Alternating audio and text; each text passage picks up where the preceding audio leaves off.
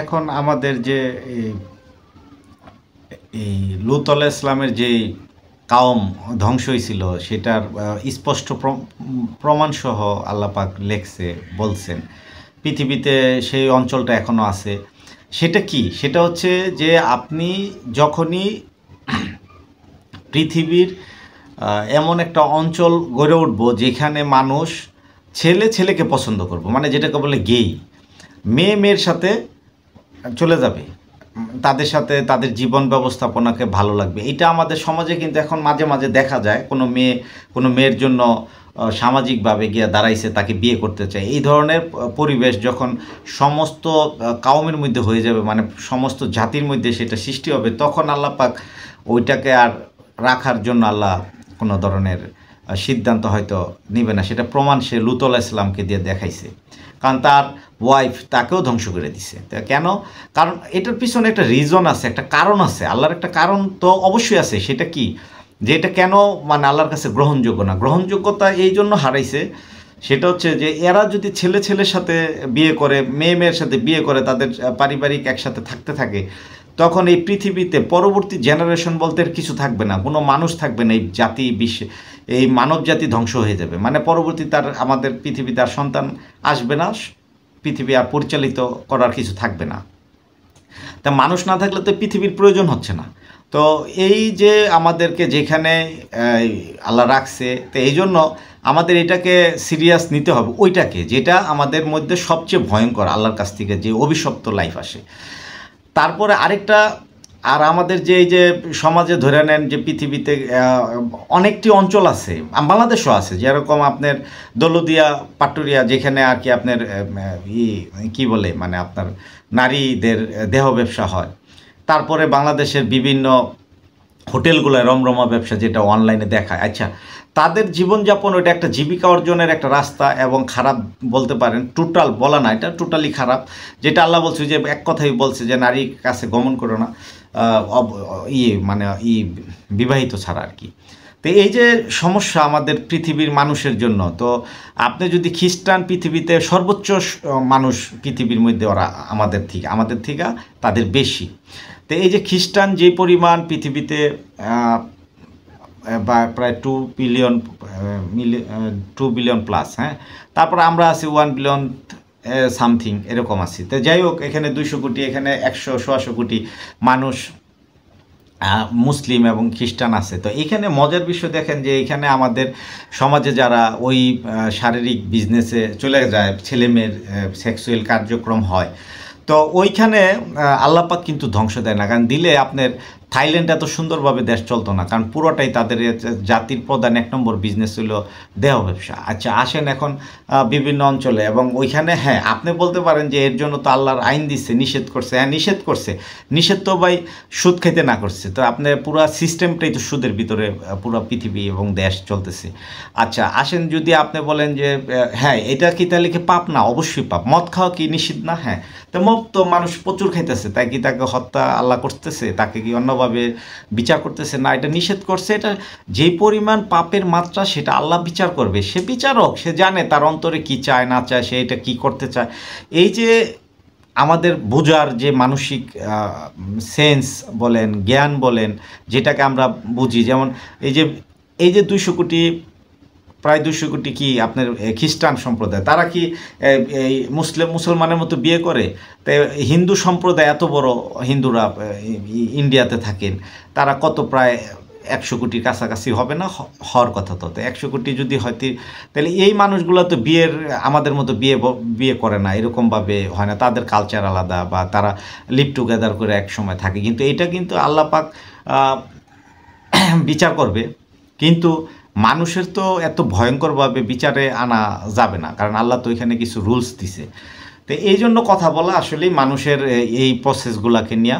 তো আমরা আসলে সমাজ, তাহলে আমাদের এই বাঙালি সমাজ বা মুসলিম বলতেছেন বাংলাদেশে, তো এখানে সবাই আছে, আমরা আসলে কোন দিকে যেতেছি, আমরা কি চেতেছি আসলে? আমাদের মানুষের কথা কি জিজ্ঞেস করে দেশের কালচারে? না। এখন আপনি যদি পার্সোনালি কোনো এই গবেষক হন, তাহলে গবেষণা করে দেখেন এইখানে যত পুরুষ নারী যারা ইয়ং আছে, যাদের বয়স 40 পর্যন্ত গিয়ে দাঁড়াইছে, 50-এর ভিতরে আছে, এই মানুষগুলোর সাথে আপনি কথা বলেন, তাদের কিছু চাওয়া পাওয়া আছে, তাদের কিছু চিন্তাধারা আছে, সরকারের কাছে হোক না হোক। যেমন যে নারীরা স্বাধীন জীবনযাপন এবং পেশা, যেমন আপনি কিছু ভিডিও দেখবেন যেটা মানে আপলোড করা আছে বা খবরে বলা আছে, যেটা হচ্ছে আপনি গুলশান এলাকা বলেন, সেটা পুরাটাই বলা হইতেছে দেওয়া ব্যবসার একটা বিশাল একজন বলছে এখানে চলতেছে, রমরমা ব্যবসা চলতেছে। এখন এইটা দিয়ে আপনি কি জাজমেন্ট করবেন? আপনি দেশ থেকে কি এটা বন্ধ করবেন? কারণ এদের ভাল লাগে, তারা জৈবিক চাহিদা মিটা একটা তার পছন্দের ছেলের মধ্যে। হ্যাঁ, তাদেরকে আপনি ধর্মীয় অনুশাসনে বোঝানো যাবে যে তোমরা এটা করলে আল্লাহ পাক সন্তুষ্ট না, এদিকে যাইতে বিয়ে শাদী ছাড়া এটা করতে না করছি, ঠিক আছে? তখন সে না আপনি সমাজ থেকে এটা আস্তে আস্তে কীভাবে কমানো যায় সেটা হলো মেন চিন্তা করতে হবে। কিন্তু এইটার বর্বরতা, এইটার জন্য আপনি একজনের মনের উপরে জোর করে তার জীবনকে আপনার ইচ্ছা প্রতিফলন ফলাবেন, এটা কিন্তু সৃষ্টিকর্তাও বলে নাই, আপনি কোথাও দেখাইতে পারবেন না এরকম কোনো কিছু, আমাদের সমাজ ব্যবস্থাপনা এরকম কোনো কিছু দেখানো না। তাইলে আমাদের যে ভুল, তাইলে এই দেশের জনগণ, নারীরা এবং পুরুষরা তাহলে কী চায়? আসলে চাচ্ছে হলো যে একটা স্বপ্ন দেখে, যে স্বপ্ন অনুযায়ী তার লাইফ কী চায়, সে একটা চায় হলো ফ্ল্যাট বাসা বা তার সুন্দর একটা বাড়ি, মানে যেটা সে থাকতে পারে এরকম একটা পজিশন সে চায়।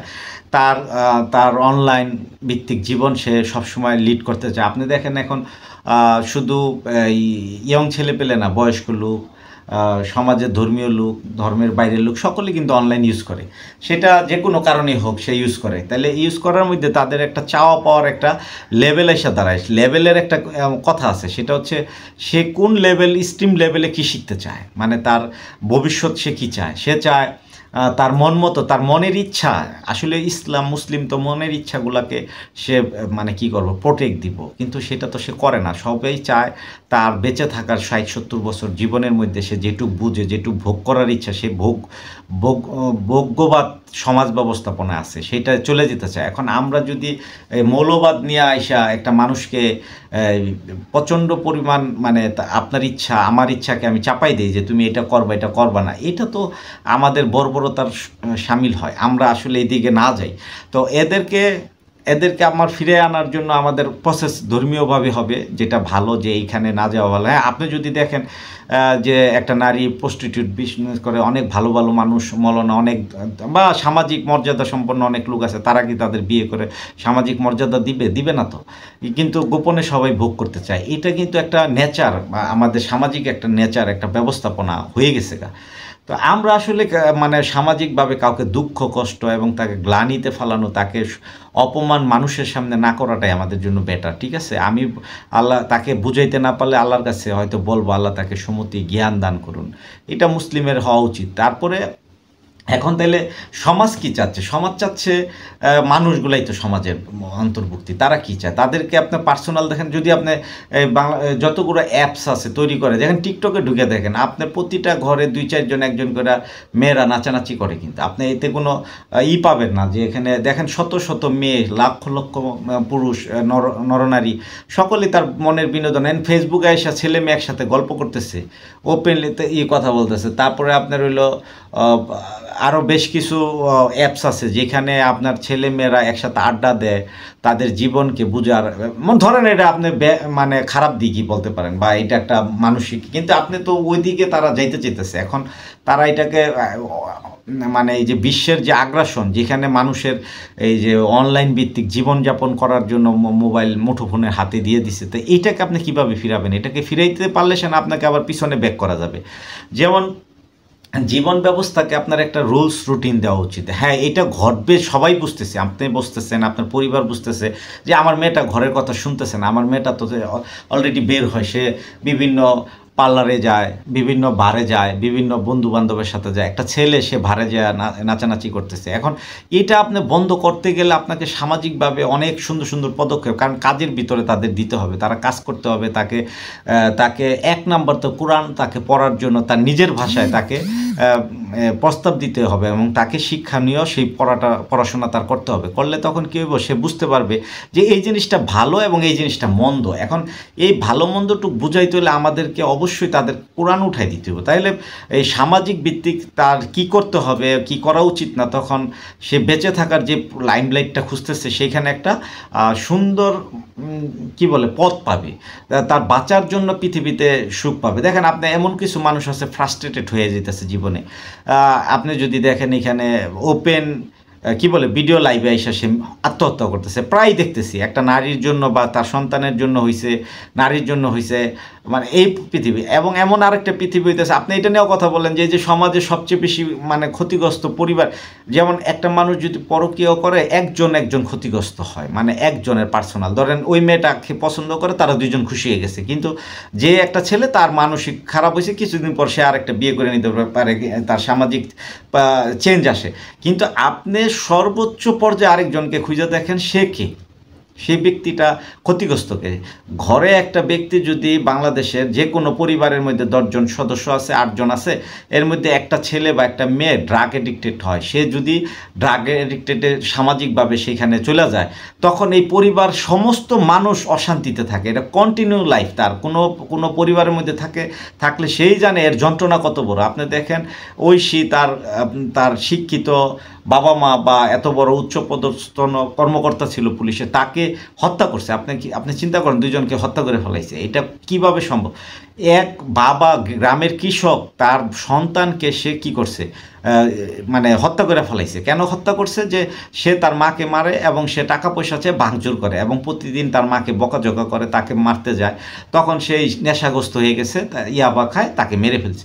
আচ্ছা, আপনি অ্যাভেলেবেল পরিবার পাবেন যেখানে ফেন্সিডিল খাইয়া তার পরিবারের সম্পদ সব বিক্রি করে শেষ হয়ে গেছে। এটা সম্ভব না, এটাই ঘটতেছে। তো এইটা হলো সামাজিক ব্যাধি, এটা হলো বড় ব্যাধি। এটাকে আপনার করতে হবে। আপনি যদি বলেন যে দেহ ব্যবসা বা তার ভালো ব্যবসা, সেটা আলাদা, দেহ ব্যবসাটা আলাদা জিনিস, সেটা সে ব্যবসা করে খায়। এটা দাসপ্রথার মতো যদি কোনো প্রসেস, জানি না দাসপ্রথাটা কীরকম ছিল, তারপরেও যতটুকু বুঝি, কোরআন বলছে দাস কাউকে পালতো তাকে ভরণ পোষণ দিয়ে সব কিছু। এখানে দেখা যায় যারা প্রস্টিটিউশন ব্যবসা করে বাংলাদেশে, তাদের অবস্থা খুব ভালো না। কিছু লোক আছে যারা কিনা হয়তো উচ্চ লেভেলে করে, সেখানে টাকা পয়সা আগে, ওইখানেও কিছু গেমিং থাকে, কিছু সমস্যা থাকে। আর যারা এই যে নিম্নবৃত্তি 500 টাকার বিনিময়ে শরীর বিক্রি করে, তাদের লাইফটা কি, তাদের জীবনের কঠিন অবস্থাটা কি? কিন্তু এইটা দিয়ে তো সে তার সংসার, তার পেটকে চালায়, তার পরিবারকে চালায়, তার চিকিৎসা, তার খাদ্য, তার বাচ্চার পড়াশোনা, এগুলো করে। এইটাকে আপনাকে এই যে প্রত্যেকটা হোটেলে রেট দেওয়া, বিভিন্ন ঝামেলা, এটাকে আপনি একটা আইন করে দেন না। সরকারের উচিত এখানে সবচেয়ে বেশি আইনগতভাবে এখানেই, এবং এই যে কত আইনবিদ আছে যারা আইন তৈরি করতেছে, তারা আসলে এই সমাজের এই ব্যাপারগুলোকে কখনো খেয়াল করতে পারতেছে না। তাদের উচিত তো এটাকে বেশি করে রিপ্লে করা বা বোঝা যে আসলে কি ঘটতেছে। আমি মানুষের একটা স্রোতের মেন্টালিটি, আচ্ছা ধরেন একটা ছেলে মেয়ে যখন ইয়ং হয়, অ্যাডাল্ট হয়, তখন কি তার সেক্সকে বন্ধ করতে পারে? সে পারে কখনো? সে এটাকে দমায় রাখতে পারে, কিন্তু এটাকে ই করে সে কোনো না কোনো জায়গায় ধরা দেয়, একটা জায়গায় করতে চায়। এখন এইটা কেউ দেখা গেছে সামাজিকভাবে কিছু মানুষের মনোরঞ্জন করার জন্য সে চলে যায়, তারও ভালো লাগে। আবার কেউ পেশা হিসেবে নিছে, কেউ আবার পার্সোনালি আনন্দ এনজয় করার জন্য গেছে। এখন এটা ধর্ম দিয়ে বুঝাইতে গেলে আপনাকে তাদেরকে ছোট থেকে কোরআন বুঝাইতে হবে, তাদের জীবনে কোরআনের সাথে সম্পর্ক করতে হবে যে আল্লাহ এটা থেকে সন্তুষ্ট না। আমরা তো সেই কাজটা করি না। আমরা করতেছি তাদেরকে একটা জায়গায়, আপনি কতদিন এই বিচে রাস্তাঘাটে ধরে এটা একটা ঝামেলা করবেন, পিটাপিটি করবেন, মারামারি করবেন? এটা তো তার মনের ইচ্ছা রে ভাই। এই মনের ইচ্ছাকে আপনি ধরেন, একটা হিন্দু যখন তার ধর্মকে ধর্মান্তরিত হয়, সে যখন মুসলিমের আচরণ দেখে, হিন্দু দেখে, তখন হিন্দু হয়। হিন্দু হইলে তো তারে কি আপনি ফিরে আনতে পারতেছেন যে তুই মুসলমান হও? জোর করতে পারতেছেন? আল্লাহ তো সেটাও দেয় নাই। এখন আমি কেন এত কিছুকে এই লাইমলাইটে নিতেছি এই জিনিসটাকে? এটা কারণ আছে। এটা নেওয়ার কারণ হলো আমাদের সমাজের মধ্যে সবচেয়ে বেশি ভয়ঙ্কর আগ্রাসন। এই যে আমরা দেখতেছি রাজনীতিবিদরা তার রাজনীতি নেওয়া, তাকে পিটানো, তাকে মারা, তাকে ধরা, তাকে জীবন থেকে নিঃশেষ শেষ করা, তাকে এইগুলা নিয়ে প্রতিনিয়ত টেলিভিশনে আছে টকশো গল্প। কিন্তু এই যে সমাজে আরও কোটি কোটি মানুষ তারা বসবাস করে, নরনারী, এবং তাদের জীবনের যে ইচ্ছেগুলো আছে, এইগুলা তারা রিপ্লে নেয় না। আপনি একটা ভিডিওর নিচে দেখেন গিয়া তারা রিপ্লেতে কি বলতেছে। আপনি এই আপনার কি বলে কয়েকটা অ্যাপস আছে যেগুলা খুবই মানে মানুষ আড্ডা দেয়, তো এগুলার দিকে আপনি বিগো, তারপরে বিভিন্ন এগুলা কেন হইতেছে? তারপরে টিকটক, তারপর আরেকটা অ্যাপস আছে, এটা ভুলে গেছি নামটা। এই যে অ্যাপসগুলো আছে, এই অ্যাপসের মধ্যে আপনি প্রতিদিন গিয়ে দেখেন লক্ষ লক্ষ নরনারী সেখানে ইনভলভ হচ্ছে, এবং সমাজের প্রচুর লোক তারা এখানে তাদের পেশা হিসেবে নিছে, কিছু লোক, আবার কিছু লোক আনন্দ করতেছে, টাকা ভাঙতেছে বিভিন্ন হইতে, তাদের জীবনটাকে একটা পর্যায়ে আনন্দ ফিল করে চলে যাওয়ার জন্য একটা মানে মানুষ আসছে। আপনি তো এখানে জোর করে কেউ মুসলমান বানানোর মতো, মুসলিম মেন্টালিটি করার মতো আপনাদেরকে কেউরই দায়িত্ব আল্লাহ পাক দেয় নাই। দিছে যে বুঝাইতে পারলে বুঝান, না বুঝাইলে তারটা সে বুঝবে, সে সৃষ্টিকর্তার কাছে চলে যাবে, সেই দিন তার বিচারের ভার আল্লাহ নিবে। ঠিক আছে, এখানে আমাদের কোনো দায়িত্ব নাই, এখানে আমাদের দায়িত্ব আছে, বোঝানোর দায়িত্ব আছে। কেউ আসলে আসলো, কেউ আচ্ছা আমাদেরকে আমি একটা একটা একটা মানে কারণ বলে দিই, সেটা হচ্ছে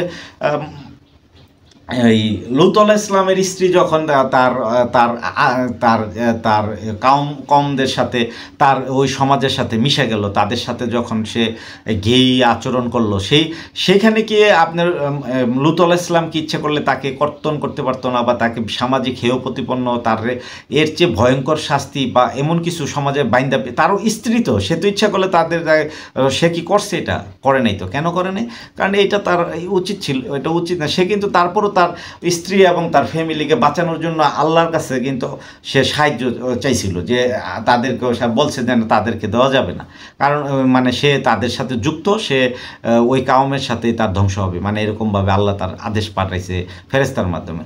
তো এটা তো আল্লাহর ইচ্ছা। এখন আপনি যদি এটা সে বিচারালয় ওইখানে নেয় নাই, তাহলে আমরা কেন, আমি কি, আমরা কোন জায়গার লোক যে আমরা তাদেরকে ওইখানে নিয়ে আসবো, বিচার করব, সমাজের হেয় প্রতিপন্ন করব, পিটাবো, মারবো, তাদেরকে মানে যা ইচ্ছা তা করুম? এটা তো আমাদের উচিত না। এটা তো আমাদেরকে বন্ধ করতে হবে। কারণ আমাদেরকে করতে হবে যে তাদেরকে, আপনি ভালো করতে চান সমাজে, আপনি মৌলানা হন, আমি ভালো একটা পেশাজীবী হই, অমুক একটা ভালো কাজ করে, আমাদের সকলকে একটা চ্যানেলে আসতে হবে, সেটা হলো আল কোরআন দিয়ে জীবনকে গড়তে হবে। তাহলে আপনি তাকে তার কাছে পরিশুদ্ধ জীবন পাবেন, তাকে শুদ্ধতা নিয়ে আসতে পারবেন। কারণ মানুষ তো অন্ধকারচ্ছন্নেই আছে, নাহলে তো আল কোরআন আসতো না। কারণ আল কোরআন কেন রাখা হয়েছে? মানুষ অন্ধকারচ্ছন্ন থাকবে, সে আলোর দিকে আসবে। তো এইটা পৃথিবীর সিস্টেম। তাহলে আল্লাহ পাক ওইভাবে বানাইছে। আল্লাহ তো প্রথম দিন থেকে তাকে কোরআন মুখস্থ করে তাকে বুঝাইয়া ছেড়ে দিতে পারতো, সেটা করছে না। পৃথিবীতে রাখছে, তুমি পড়ো, তুমি চেষ্টা করো, এইটাই আল্লাহ দেখবে। এটার উপরে আল্লাহ আমল করতে হবে। তা আমাদের যে জীবন ব্যবস্থাপনা, এই যে আমাদের দেশগুলো এখন, আচ্ছা ধরে নেন এই দেশে তো অনেক, আপনার কত প্রায় 27 না 28% প্রায় মানুষ বেকার জীবনযাপন করে, ইয়ং জেনারেশন। তো এরা তখন বিভিন্ন পেশা বাইছে নিতেছে। এখন এই পেশা যাইতেছে, এখন লুকায়া করাইতেছেন। ওই যে বলে না, লুকায় আপনি মদ খাওয়ার ব্যবস্থা করছেন, আপনি প্রকাশ্যে দেন নাই। প্রকাশ্যে দিলে তো তার ছেলে মেয়ে দেখতে পারতো কে খায়, এখন তো লুকায় খায়। আচ্ছা আপনি ধরেন যে লুকায়, এটা আইন করা ভালো না, কারণ এটা খাওয়া নিষেধ, এটা উচিত একবার বন্ধ করে। তো আমার দেশে মদ উৎপাদন করেন কেন? এত কেরোয়েন কং, আপনি এটা ধ্বংস করেন না কেন? এইটা দেওয়া তো বাংলাদেশে মদের সয়লাভ। তারপরে ইন্ডিয়া, বরং বিভিন্ন দেশ থেকে, বাইরের দেশ থেকে তো মদ বাংলাদেশে আসতেছে, লাইসেন্স করে আসছে। ড্রাগ কেন আসবে? তাহলে আপনি বন্ধ করে দিতে পারেন না? এটা তো বন্ধ করতেছেন না, কিন্তু মুখে বলতেছেন, ভিতরে সব চলতেছে। এটা তো হয় না। ভিতরে চলতেছে মানে আপনি প্রত্যেকটা গ্রাম গঞ্জে শহর সব জায়গায় যান, বিয়ের প্রোগ্রামগুলো ফলো করেন, প্রতিদিন ফলো করেন, কোনো কিছু লাগবে না। দেখেন কত পথ মোতল, কত পথ বিহার খাচ্ছে, যেটা আল্লাহ ডাইরেক্ট হারাম বলছে। আপনি জিনা করাকে হারাম বলছে কোনো সময়? হ্যাঁ, আপনি তাকে শাস্তি দিতে পারেন যে কিনা কোনো নারীকে জোর করে ধর্ষণ করে, সেই ধর্ষণকারী তার মনের বিরুদ্ধে করছে, তাকে আপনি তার বিচার আপনি কঠিনভাবে করেন। এটার পক্ষে আমরা সবাই। কারণ কি, তাকে মনের ইচ্ছার, আর যদি ইচ্ছা করে কোনো নারী কোনো পুরুষের কাছে যায়, দুইজনের সম্মতি থাকে, এটা আপনি আইন করে দেন না কেন? তাদের ব্যাপার তাদের দেখতে দেন। নাহলে তো এখানে খুনাখুনি হইতেছে। কেন খুনাখুনি হইতেছে? আপনি পত্রিকা খুলেন, প্রতিদিনের অনলাইন ভিত্তিক খবরগুলো দেখেন, ফেসবুক দেখেন, দেখবেন প্রতিদিন খবর এটা আছে। কি আছে ওইখানে? পরকীয়ার জেরে তার সন্তান, মানে এটা জেরে কে মারছে? ওই যে ভয় মেরে ফেলাইছে, আরেকজন দেখছে ভয় মারছে সমাজে। মানে এটার গভীরতা আপনি টাচ করে দেখেন। ধরেন একটা ছেলে একটা মেয়ে গভীরভাবে পরকীয়ায় যুক্ত হয়েছে, তারা দুইজনে সেক্সুয়াল কাজে গেছে। এখন সামনে কি পাইছেন আপনি? পাশে যে দেখছে, এখন সে লজ্জায় সে কী করে না, জানে যে সমাজ, মানে বিষয়টা হলো আমি যে সমাজ পরের দিন যে বিচারটা আয়োজন করবো তারে ধরে নিয়া, সেই জন্য সে কী করে ওইখানে তারে মেরে ফেলে, হত্যা করে ফেলায়। এইভাবে ঘটতেছে না? তাইলে আমাদের যে নিজস্ব কারণে কিছু প্রাণ ঝরে যেতেছে। তা আপনি উনি করছে, করুক, এটা নিয়ে আপনি এত বড় করার দরকার নেই। আপনার ভালো লাগে না, আপনি ছেড়ে দেন। সামাজিকভাবেই হয়েছে, তার বিচার আল্লাহ করবে। সে পৃথিবীতে ধ্বংস হয়েই যাবে, তার ধ্বংস আল্লাহ পাক করে দিবে অন্যভাবে, কিন্তু এইভাবে তো আমাদের ধ্বংস করা আমরা সামাজিক তখন এখানে মানে আমি কিন্তু এটা নিয়ে আসলে সিরিয়াসলি বলার কারণটা হইলো যে ওইটাকে প্রমোট করতেছি তা না, মূলত বিষয়টা হইতেছে যে সমাজে অনেক কিছু অসঙ্গতি ঘটবে, কিন্তু এটাকে নিয়ে যদি আমরা লিমিট ক্রস করি ওই মানুষটা কিন্তু হত্যার দিকে চলে যায়, তখন মানুষ হত্যা হইতেছে, এইগুলার হত্যা বেশি হচ্ছে। তো এটা আমি কেন যাব? একটা সমাজে একটা মানে ডেস্ট্রয় ঘটতেছে একটা পরিবারের মধ্যে, আপনি চিন্তা করেন। আর সে যদি কাউকে পছন্দ করে, আপনি যদি সংসারে মানতে না পারেন, ওকে, আরে ভাই কিছু পরিবার আছে না একটা নারীরে দিয়ে 5-6 জনে বিয়ে করে, ইন্ডিয়া কিছু অঞ্চল আছে, তাতে কি ওরা হত্যা করে ফেলাইতেছে না? আপনি কতটুক সমাজতে মানতে পারেন সেটা বড় জিনিস। এখন আপনি কোনো কারণ আপনি খুবই ভালো মদ খান না, ইং বয়স 40, আপনার 60-70 বছরের খান না, ভালো, খুবই ভালো, আপনার ছেলের খবর নেন, সে কি তার বন্ধুদের সাথে কোনো দিন খায় না? তার কি এই যে পারিবারিক যে অনুষ্ঠানগুলো হয়, প্রোগ্রাম হয়, সেখানে কি সে খাচ্ছে না? খাচ্ছে, অনেক খাচ্ছে। আপনাকে নাইলে আপনি দেখেন বিশেষ দিন, আপনাকে এইটুকুই বলি যে আমরা তো ইয়ং ছেলে কিছুটা বুঝি, দৌড়াদৌড়ি করি, তারপর আপনাকে আপনি সমাজের চক্ষু মিলা দেখেন, সব কিছু একদম চোখ মেলে মন প্রাণ দিয়ে বোঝা উচিত। যেমন আপনি বাংলাদেশে যে কোনো 31st নাইট বড় বড় প্রোগ্রাম আছে, আনন্দ করার যে দিনগুলো আছে ওই দিনকার ছুটি থাকেই থাকে, আপনি টোটালি আপনি নিজেই কী করবেন, এমনি স্বাভাবিক দিনে একটা মানে অ্যালকোহল জাতীয় যে কোনো আপনি কেনার জন্য যান, পাবেন, মোটামুটি চ্যানেলে পাবেন বিভিন্ন জায়গায়। কিন্তু যেদিনকে আপনি যাবেন, এই যে প্রোগ্রাম বিশেষে যাবেন, গিয়ে আপনি খুঁজবেন, দেখবেন যে কারো কাছে নাই। কেন? শেষ কিনলেও সে অনেক হাই টাকাতে কিনতে হয়, কারণ তাইলে এত আসে, এগুলো কই যায়? এগুলো সবই তো খায়। পুলিশ কত ভাঙে, আপনি দেখেন কত ধরতেছে পুলিশ, যে এগুলাকে উদ্ধার করার পরে দেখেন যেদিনকে ভাঙতে নেয়, দেখবেন কয়েক লক্ষ বোতল, কয়েক হাজার বোতল ভাঙতেছে। তাহলে এগুলো অবশ্যই গোপনে চলতেছে। তাহলে আপনি আর আমি পাপ বলতেছি, যে পাপ প্রকাশ্যে করা যায় না, গোপনে করতে হয়। তাহলে গোপনেই করেন, তাহলে সেটার বিচার কি করবেন? বিচার করা যায় না। আরে ভাই, আসলে কি জানেন, আমাদের দৃষ্টিটা আমাদের পাল্টাইতে হবে। হ্যাঁ, কারণ আমাদের দৃষ্টির মধ্যে কিছু সমস্যা আছে, আমরা একজনকে খারাপ বলতেছি, নিজেই খারাপটা করতেছি। ধর্ম তো এটা বলে না তুমি নিজে শুদ্ধ হও, ভালো হও, এটাই ধর্ম শিক্ষা। মানে আল কোরআন আসছে, আল্লাহর কথা আসছে, বা নবীর বাণী, নবী যত কিছু করে গেছে সব কিছু আপনার নিজের জন্য। আপনি নিজে চেঞ্জ করেন নিজেকে, আপনি কারো চেঞ্জ করার জন্য পৃথিবীতে আসেন না। আপনি কোনো কারণে, আমরা তো সমস্যা হয়েছে আমরা আরেকজনে চেঞ্জ করতে যাই। দেখেন এইখানে কিছু সমস্যা আছে। দেখেন আবার সমাজে এটা চেঞ্জ করতে যায় না। ধরেন আমি এখানে একটা হোটেল দিছি, খাবারের হোটেল, খুবই ভালো চলে, ধরা গেছে 6 মাস পরে আমার, 1 বছর পরে আমার ইনকাম হচ্ছে খুব ভালো, চলছে খুবই ভালো। এখন আমার পাশে আরও 5 জন থাকে, আমি একটা সময় গিয়ে 5 বছর চালালাম, 10 বছর চালাম, আমি স্টাবলিশ হয়েছি, আমি ওইটা ইনকাম দিয়ে আমি একটা বাড়ি গাড়ি করছি। এখন দেখা গেছে আমার পাশে আরেকজন আসছে, সে একটা হোটেল দিছে। এখন 2 জনের আচরণ কেমন, সে দিছে কোন চিন্তা করে এত টাকা কামায়, তাহলে আমিও কামাবো, আমিও ওইখানে করবো, এটা হলো তার মন। কিন্তু সেইটা চিন্তা, তার জন্য যে ইনকাম রাখছে আল্লাহ, যেই পরিমাণ রাখছে সেটা সে চায় নাই। মানে সে তার কামায় তার থেকে নিতে চায়, মানে তার কাস্টমার তার দিকে নিয়ে যাবে, এরকম করে। আবার আরেকটা উল্টা আছে, যেমন এমন সামাজিক ভালো হইলে কি করতো, যেই ছেলেটা হোটেলটা চালাই মানে সবচেয়ে বেশি সেরা হইছে, সে যে পাশে যে ছেলেটা উদ্যোক্তা দিতে চেয়েছে তাকে সে হেল্প করতো, যে দেখো আমি প্রথমে বা অমুক সময় এরকম কিছু রান্না করছি, এই সমস্যাগুলো হয়েছিল, এই জন্য আমার ওই খাবারে আমি লস খাইছি, আমি আগাইতে পারি না, পরবর্তীতে চেঞ্জ করে আমি এই পারফেক্ট এই জায়গায় নিয়ে আসছি, এখন আমার বিজনেসটা এই জায়গা আছে, তাহলে তুমি এইগুলাকে সংশোধন করে এইভাবে করো। এইটা যদি সে বলতো, তাইলে দেখা যাচ্ছে ওই ছেলেটা বেস্ট একটা বিজনেস দিত, তার শিক্ষণীয় ব্যাপার থাকতো। তাহলে এই জিনিসটা তো সে করে না, কারণ কি, ওই যে হিংসাত্মক ম্যাটার। তা আমরা ওই সমাজেই বসবাস করি, আমাদের সমাজটা একটা জটিল জায়গায় ধারণ করতেছে। আসলে কি জানেন, দেখবেন মেঘ যখন আস্তে আস্তে ছোট ছোট ছোট ছোট করে আকাশে জমে, তারপরে একটা বর্ষণ হয়, একবারে কিন্তু আইসা লাভ দিয়ে পড়ে যায় না, মানে মেঘের টুকরাগুলা, ঠিক আছে, ওটা বর্ষণ হইতে ওটা বায়ু তরল হয়, এই হয়, তারপর এটা নিচে আসে, পানির রূপ হয়, তাই তিনটা অবস্থান চেঞ্জ করে সে। তো আমাদের এখানে কিন্তু এই অবস্থানগুলো নাই, আমাদের কিছু বুঝার ভুল আছে। আপনি ইউরোপকে বকি, আমেরিকাকে বকতে পারেন, সে বিদুর্মী নাসারা, আমাদের অনেক কথা বলার আছে, অনেক তাদের জীবন ব্যবস্থাকে, ডেইলি ব্যবস্থায় আপনি তাদের ভুল ধরতে পারবেন, কিন্তু তাদের জীবনকে তারা সহজ করে নিছে, এটা একটা বাস্তব কথা। আপনি তাদের জীবনে সহজ বলতে হলে, তার বিয়ে নিয়ে তার পারিবারিকের এই যে মেয়েদের বিয়ে দিব দেখে 50 লক্ষ টাকা, 30 লাখ টাকা, 5 লাখ টাকা, 2 লাখ টাকা তার এই সমাজে রাখতে হয় না তাদের জন্য, যে এইটা পণ দিতে হবে এরকম না। আমার সমাজে কিন্তু এটা রাখতে হয়, মেয়েদের বিয়ে দিতে হলে পণ দিতে হয়। আমাদের সমাজে দেখেন কি সমস্যা, আমরা স্টাবলিশ ছেলে হই যখনই, ধরেন 30-40-এ গিয়া দাঁড়াই, তখন গিয়ে আমি কি করি, একটা খুব সুন্দর ফুটফুটে মানে ধরেন আধা বয়সে আমার অর্ধেক বয়সের একটা মেয়েকে খুঁজি বিয়ে করার জন্য। এটা কিন্তু ইসলামে নাই।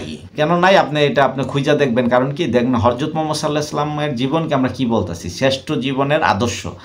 তা উনার জীবনের ফার্স্ট প্রায়োরিটি কী ছিল? তার জীবনের যে বিয়ে করলো সে খাদিজা রাদিয়াল্লাহু আনহা, সে একজন ব্যবসায়ী ছিল। তাকে যখন বিয়ে করলো সে ছিল কি তার চেয়ে বড় ছিল বয়সে, তারপরে বয়সের ডিস্টেন্স ছিল খুবই, কিন্তু সে একজন সমাজে কী হলো বিধবা। আচ্ছা আমরা কি বিধবারে বিয়ে করতে চাই জীবনে? আমরা সধবা থেকে যখন কিনা আমি ব্যাচেলার, আমি যে বিয়ে করব, আমি কি বিধবা বিয়ে করব, আমার বাপ মা করাইবো বা আমি করবো, সমাজ কি বলবো এই কথা? তাহলে আপনি আর আমি মুখে ধর্মকে খুব বড় বড় কথা বলতেছি, ধর্মের আমি খুব বড় একটা জিনিস মুসলিম হয়ে গেছি। আমি তো আল্লাহর আইনকে পড়তে চেষ্টা করতেছি না, জানতে চাইতেছি না। কিছু মুখস্থ জিনিসকে আমরা শুক্রবার হলে খুব ভালো করে মসজিদে যাই যাতে সবাই আসে, আমি এটা একটা উৎসবে পরিণত করে ফেলাইছি। আর বাকি 5 ওয়াক্ত নামাজ পড়ার জন্য সকলে কিন্তু পড়ে না, এটা ভুল না, অনেক লোক পড়ে। তো ওইগুলা পড়ে শিক্ষা আমার কী হয়েছে, যাতে আমি ওখান থেকে পড়ে এসে আমি মানে ঘুষ না খাই, 1 নম্বর। তা আমার সমাজ দিয়ে প্রচণ্ড ঘুষ চলতেছে। এই ঘুষ নিয়ে কিন্তু এই সরকার আন্দোলন সব জায়গায় ঘুষ চলতেছে। আচ্ছা ঘুষ বন্ধ করতেছে না কেন? আচ্ছা পণ্য মজুত করে অন্যায়ভাবে রেখা করতেছি, মালামালের ওজনে কম দিতেছি। মানে একটা আপনি বিভিন্ন জায়গায় যাই কিনতে যাবেন দেখবেন সেখানে ওজন কম আছে বেশিরভাগ হাটে বাজারে, কিন্তু আমরা হয়তো অনেকগুলো পাই না, এটা দেখার লোক নাই তেমন। আচ্ছা আসেন এর পরের অংশে, যে আপনি সমাজে আরও কিছু অবক্ষয় আছে, যেমন সামাজিক এই মসজিদ যে ব্যাপারটা ঘটছে, এই মসজিদে আমাদের প্রতিদিন আল্লাহ পাক মসজিদ কেন মানে ব্যবস্থাপনা দিচ্ছে, এটা নিয়ে আমাদের অবশ্যই বোঝা উচিত। কারণ মসজিদ এমন একটা উপাসনালয় যেখানে মানে আমাদের যে আমরা যে এখানে আত্মিক মানসিক সমস্ত কিছু প্রশান্তির জন্য মসজিদে যাইতে পারি। কেন? আমাদের এই যে আত্মার ভিতরে কিছু প্রবলেম দেখা দেয়, এই প্রবলেমটা সলভ করার জন্য মসজিদে যেতে হয়। আমি যাতে পরবর্তী ওইখানে আল্লাহর কথা বলা, এখানে দেখুন মসজিদে লেখা আছে দুনিয়াবি কথা বলা হারাম লেখা দেয়। এখন মজার বিষয় কি জানেন, মসজিদ সৃষ্টিটা হয়েছে সমাজের প্রচুর অবহেলিত লোক থাকবে, প্রচুর ভালো লোক থাকবে, প্রচুর অবস্থাশালী লোক থাকবে, তার একটা সমাজবদ্ধ একটা জীব থাকবে। এই মানুষগুলো একটা মসজিদে একই, অন্য কোনো জায়গায় এক পরিবার আরেক গোষ্ঠী আরেকজনের সাথে স্বাভাবিক সম্পর্ক, একটা চৌধুরী পরিবারের সাথে আরেকটা পরিবারের সাথে সম্পর্ক সহজে থাকে না, তার চাচা ভাতিজা একসাথে চলে, তাদের প্রবলেম তারা দেখে। কিন্তু এটা যখন আরেকজন সম্প্রদায়ের বা আরেকটা গোত্রেরটা দেখতে যায় তখন একটা মসজিদ ব্যক্তিত্বে দেখা যায়, সেখানে সকল লোক একত্রিত হইলে প্রত্যেকটা কে ধনী আর কে গরিব সবাই না, ওইখানে তার প্রবলেমগুলো সে সলভ করার জন্য বলতে পারতো। মানে মসজিদটা সৃষ্টি হয়েছে এই কারণে। আমরা কি ওদিকে যাচ্ছি? মসজিদ সৃষ্টির যে মূল কারণগুলো এটা আমাদের খেয়াল করা উচিত, যে ওইখানে আমাদের কি দায়িত্ব নিছিল। ওইখানে দায়িত্ব হলো আমাদের প্রবলেম হয়েছে, ধরেন উম্মা আমাদের মানে আমাদের যে সমাজে সমস্যা আছে, আমার 10 জন লোক এবার দেখা গেছে দরিদ্রতায় চরমে চলে গেছে, তার পারিবারিক অর্থনৈতিক অবস্থা, তার ঈদের সময় তার পোশাক আশাক পাচ্ছে না, সে খাদ্য ঠিকভাবে জোগাড় করতে পারতেছে না, তার শারীরিক অবস্থা অক্ষুণ্ণ হয়েছে, তার দেখার মতো লোক না। এই কথাগুলোই তো মসজিদে আলোচনা হবে। মসজিদে সময় সাময়িক সামান্য, নামাজের সময় তো খুবই সিম্পেতি অল্প, মানে আপনি 4 রাকাত করে 3 রাকাত করে বিভিন্ন নামাজ, 2 রাকাতও নামাজ আছে, অল্প সময় নামাজের জন্য 2টা কথা শুনছেন, কিন্তু ওইখানে মূল কি সমাজের সমস্ত বিষয় না তার আলোচনা করা, মানে তার ফরজ কাজ এইটা। কারণ এইখানে এটা তৈরি করছে পৃথিবীতে, একটা মসজিদ থাকলে পৃথিবীর বিচালয় লাগে না, কারণ এই মসজিদে সব ধরনের কথা হবে, এখানে বেচাকিনি করতে পারে, এখানে ভালো কিছু হইতে পারে, এখানে আপনি দান করতে পারেন, এদের সাথে ওই টাকা দিয়ে ওই সমাজের কাজ করতে পারেন। এখন মসজিদ কিভাবে নিছে? আপনার সমাজের মানুষের কাজের জন্য মসজিদ টাকা উঠায়, তাদের টাকাটা উঠায় একমাত্র তার মসজিদে দামি দামি টাইলস, বড় বড় ফাউন্ডেশন সব কিছু দিতে গিয়া, ওটার পিছনে এসি টেসি এগুলো লাগাইতে গিয়া টোটাল টাকা ওইখানে খরচ করে জড়বস্তুর পিছনে। কিন্তু ওইখানে লাগবে যেটা লাগে, যে স্বাভাবিক পর্যায়ে যেটুক লাগে, কিন্তু ওইখান থেকে একটা অংশ এই গরিব দুঃখীর জন্য রাখা হয় না। আপনি একটা অংশ মসজিদে করেন, আরেকটা অংশ করেন না। আবার বাংলাদেশের মসজিদগুলো এরকমভাবে হয়েছে, দেখেন নারীদেরকে তাদের স্থান পূর্ণ মসজিদে পাওয়া যায় না, 2-1টা মসজিদ হয়তো আছে আর বাকিগুলো করে নাই। তো এইগুলো নিয়ে কথা বললেন, তাহলে নারীরা হলেও সমাজের অর্ধাঙ্গিনী, মানে অর্ধেক, একটা পৃথিবীর অর্ধেক, তাদেরও তো বিচার হবে। বিচার হবে না? আমার বিচার যেরকম করো জাহান্নামে তো নরনারীরও হবে, তাহলে তারে তো আমরা আগেই ওইখান থেকে বের করে দিচ্ছি, তাদের তো তাহলে এই মসজিদ তৈরি। এখন মসজিদের পর যে আমাদের আরও একটা অভ্যুত্থান আছে, সেটা হচ্ছে আমাদের জাতি, সেটা হচ্ছে মুসলিম জাতির, পুরা বিশ্বের মুসলিম জাতি। তারা আল্লাহ আহ্বান দিছে কোন জায়গায়?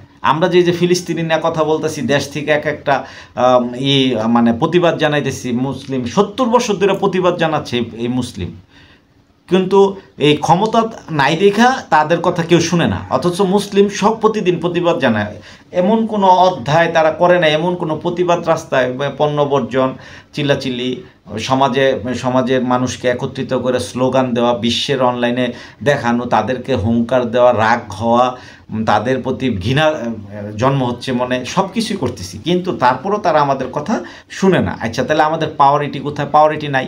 তাই পাওয়ারিটিটা কোথায় চলে গেল আমার? এইটা আমার সবচেয়ে বেশি এক নম্বরে আমার খেয়াল রাখতে হবে, আমার পাওয়ারিটিটা ইভেন কোথায় চলে গেছে? শূন্যতে চলে গেছে। পাওয়ার নিয়ে একটা কথা বলছি, একটা এপিসোড আমি করছি।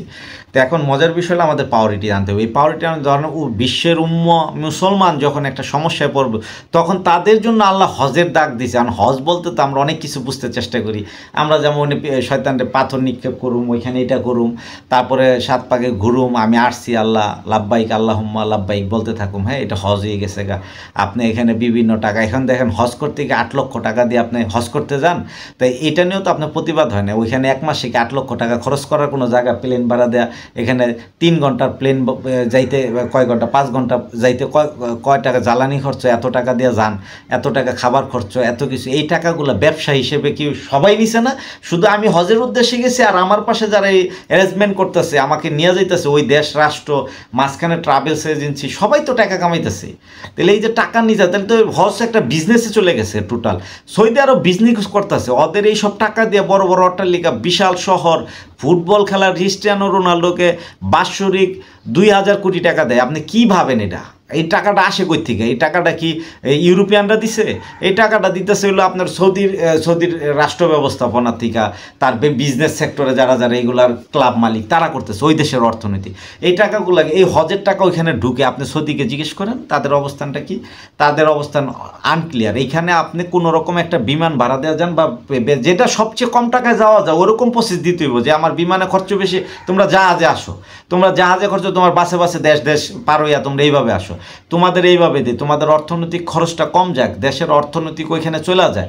প্রতিদিন 1 লক্ষ লোক প্রতি বছর হজ করতে যায়, 1 লক্ষ লোকের হজের আপনি দেখেন 70,000, 1 লক্ষ যায়, এইটার টাকা আপনি গুণ করে দেন কত হাজার কোটি টাকা যায় ওদের বিজনেস। আপনি এটা নিয়ে কখনো চিন্তা করছেন না? তাইলে ওইখানে মূল উদ্দেশ্যটা কি হজের? তাহলে মূল উদ্দেশ্য হলো আল্লাহ পাক উম্মার মাঝখানে একটা বিশাল সম্পর্ক, ভ্রাতৃত্ব বোধ করবে, যে পৃথিবীর বড় বড় জায়গায় সমস্যা হইতে পারে। যেমন ফিলিস্তিনের এখন সমস্যা হয়েছে, এর আগে মানে গাজা এরা মারতেছে, এই ইসরায়েলরা করতেছে, ইসরায়েলের বিরুদ্ধে কথা বলতে হলো, এরকম উম্মা যদি একসাথে থাকতো, ওইখান থেকে যখন এটা নিয়ে আলোচনা হইতো, ওইখানে যখন এই রাষ্ট্র নিয়ে বলতো যে আমাদের মুসলিম আমরা সবাই একত্রিত হই, সবাই আসো, তো এই যে হজের উদ্দেশ্য এইগুলো ছিল, এইখানে আল্লাহকে চিনা, সমাজকে বাঁচায় রাখা, ঠিক আছে, বিভিন্ন ভয়ঙ্কর হাত থেকে। তাই ওইখানে যে শিশু বাচ্চারা হাজার হাজার মারা যাইতেছে, কার কষ্ট হইতেছে? কিসের কষ্ট হইতেছে? খালি আপনি মিছিল মিটিং করলে হয়ে গেছে গা। আমি কি কার্যক্রমের সাথে আসি? আমরা কি সত্যিকারের মুসলমান হইছি? আমরা মুসলমান হইনি তো, আমরা শুধু হইলো দেখানো মুসলিম, ঠিক আছে, মডেল মুসলিম বলে, যেটা ইউরোপে কিছু লোক বলে যে মডেল মুসলিম, মুসলমান নামদারি আছে সব কিছু, কিন্তু সে মুসলমানের কার্যক্রমের সাথে নাই, শুধু কি ওইগুলোর মধ্যে আছে। বড় বড় নেতাকে দেখছেন বোম মারবে, এই করবে, সেই করবে, হুঙ্কার দিতেছে। এরদোগান এতদিন জাতির নেতা হয়ে গেছিল, লোকে কী করে ফেলাইছে, একটা বদমাইশ বেটা, সারা জীবনে মানুষের ঋণ এসে মুসলমানদেরকে নাম ভাঙায় সে নেতা হয়ে বই রয়েছে, বড় বড় খ্রিস্টানদের এই টোপ নিয়ে বসে রয়েছে। ইরান এখন ওই জায়গায় দেখাইতেছে আমরা মাইরে দিতেছি, ইরান পৃথিবীর বিশ্বের মুসলমানের একটা মহানায়ক হয়ে যেতেছে। তল দেখে দেন তো ওরা কত কি করতেছে না করতেছে, আপনি খুঁজা দেখেন সে কোন উদ্দেশ্যে করতেছে, জানেন কিছু? জানেন না তো। তাহলে বন্ধ হয় না কেন মৃত্যু?